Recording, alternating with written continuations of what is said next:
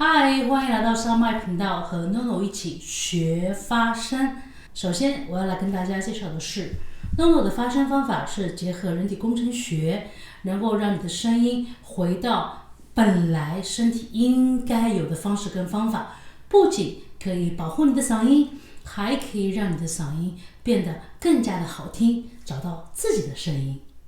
好，今天我们要来谈论的话题是什么叫做五音不全嘞 ？OK，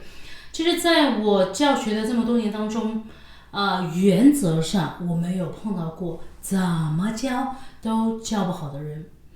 其实这一个因素其实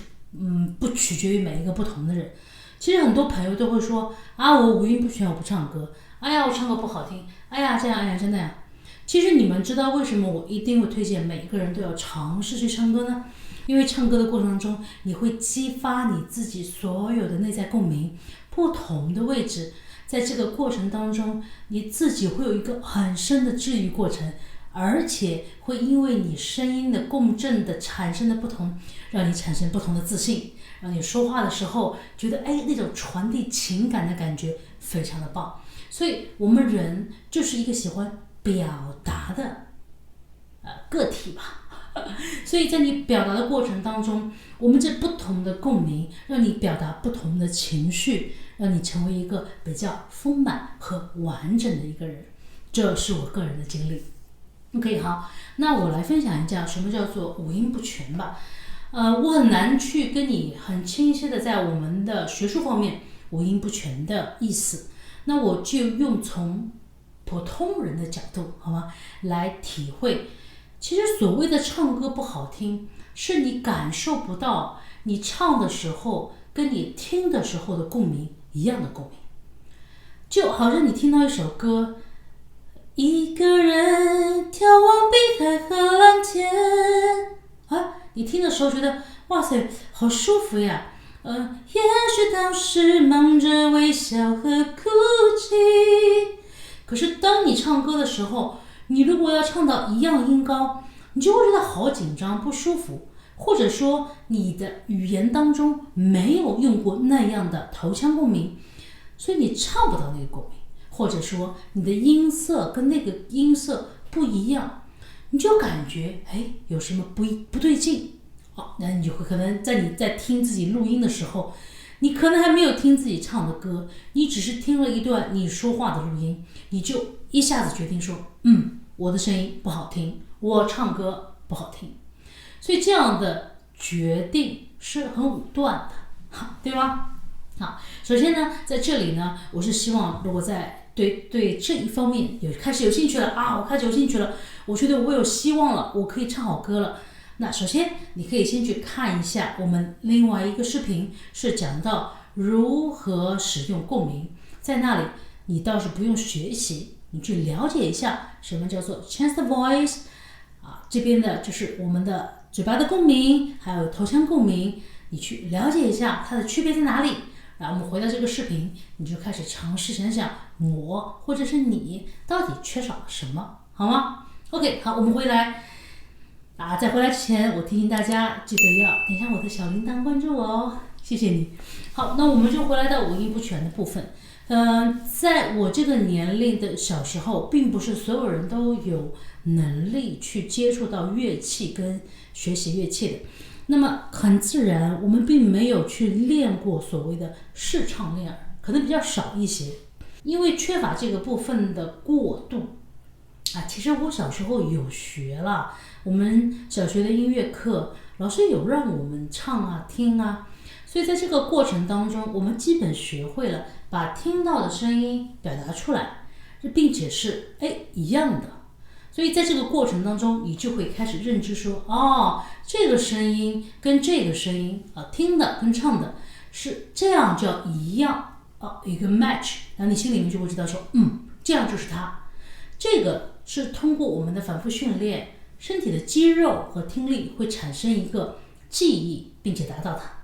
那很多人如果没有做过这个，甚至连听歌都听得不多的，所以当他尝试想要去唱的时候，他其实一开始并不是走音，是他并不能够很好的确定那个共振应该是在哪里。应该是多少，力气该是多大。特别是有一些我有很多学生是 IT 男的，特别是长时间需要坐在 office 办公桌前工作的人，也不会经常说话，也不要求他大声的表达，那他对连说话方面的共振都没有像我们那样的频繁的时候，那他们对共振的陌生度就会更高了。所以我第一件事情会希望五音不全，你觉得自己唱歌不好听的人，在我们的视频后面会给你一些方法。第二件事情，会让你觉得五音不全、唱歌不好听的，还有一个原因是我觉得还是比较特别的。那我在我教的学生当中，我有试过，我学生听了这个音，唱了这个音，他是不准的，但他自己不知道，他也不觉得怪怪的啊，那就是个问题了。为什么呢？因为他们就属于对音感就共振特别不清楚，或者说比较弱一点。大部分的学生听到音，他唱出来之后，发现觉得不一样，可是他也不知道什么叫准，什么叫不准，也不知道高和低，他只是觉得怪怪的。OK， 这都可以解决。可是如果你听了之后，你唱你自己完全不准，只是别人说不准，你自己听不出来，那会有一点点麻烦，就说明你需要多一些练习。那在这个之后，我会给你一些apps 或者一些方法，可以来帮助你做这个共鸣，帮助你来做这个练习。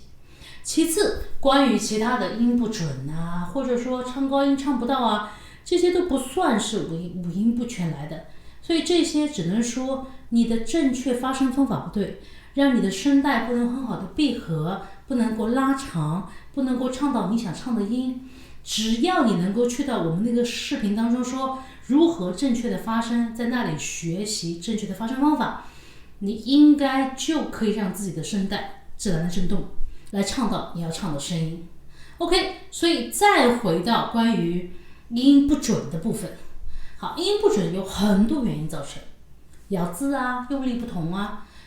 换气乱换啊，然后还有被轻重音影响啊。很多朋友在听音的时候，其实那个声音并没有高低太大的起伏，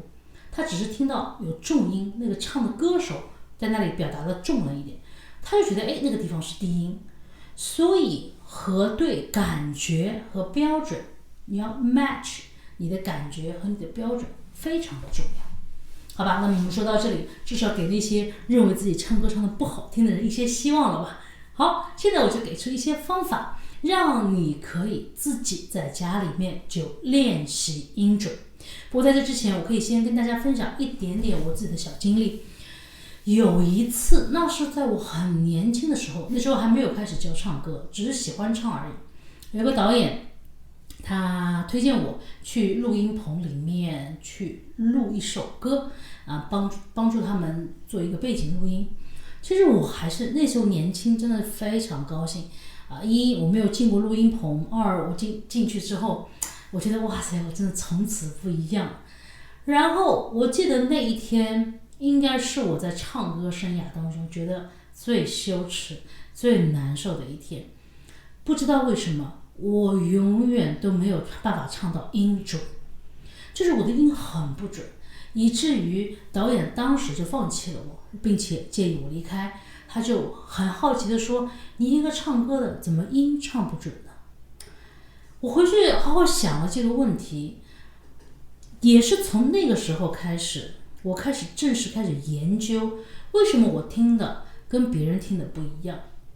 后来我明白了，那当然我那时候就算我明白了，我也不能够很好的解释，只是经过我这么多年不断的学习我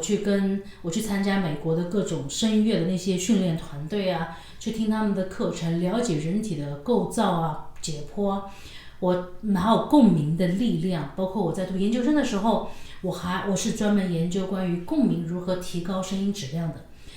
慢慢的我就越来越清晰，并且能够在这里很清楚的告诉大家，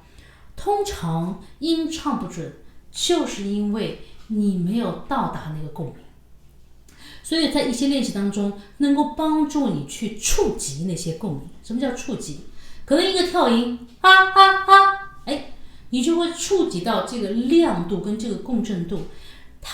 身体就会自动跟你听的歌匹配起来，你就会知道它在哪里。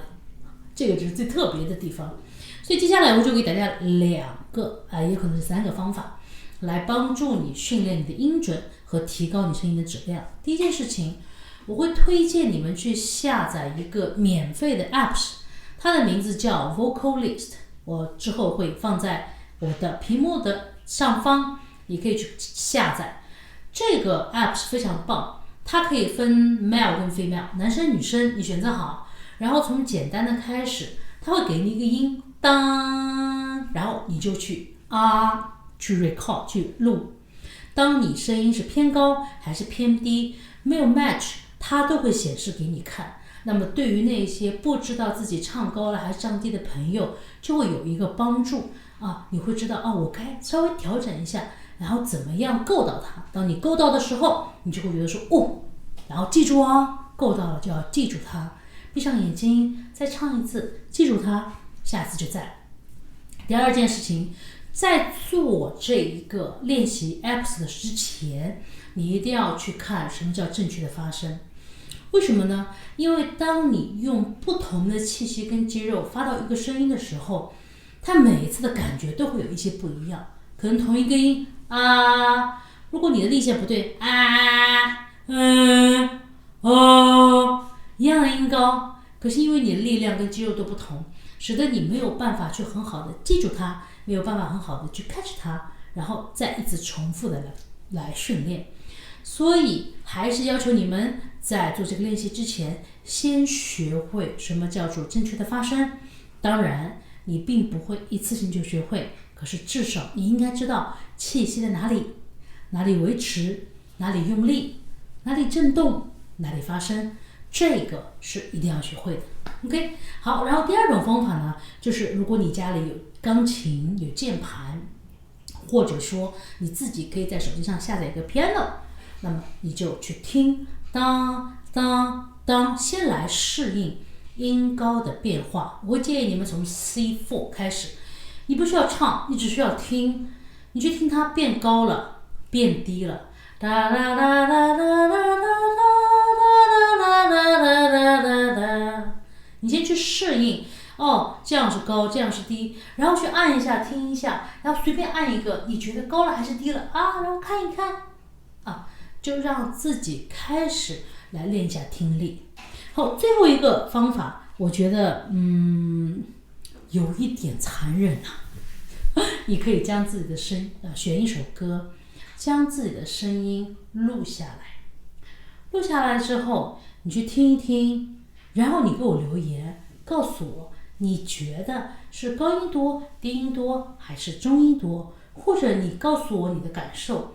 你喜欢还是不喜欢，如果你不喜欢你为什么不喜欢，好吗？当你这样子跟我反馈的时候，我也可以尝试多一点引导你，让你可以去认识自己的声音，然后学习怎么练习。